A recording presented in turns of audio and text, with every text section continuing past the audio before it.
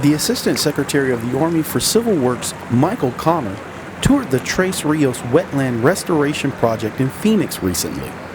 The Tres Rios project is a perfect example of innovative solutions, multifaceted solutions that are critical to the water resource challenges we have. Los Angeles District Commander Colonel Julie Bolton describes the project.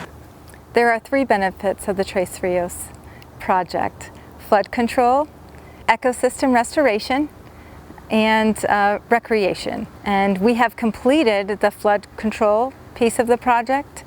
Congressional Representative Greg Stanton and Phoenix Mayor Kate Gallego, along with staff, were also present during the tour. The work is highly valued and the benefits speak for themselves, and we're having more support, we're having more demand, so victims of our own success, but I really appreciate everybody's efforts.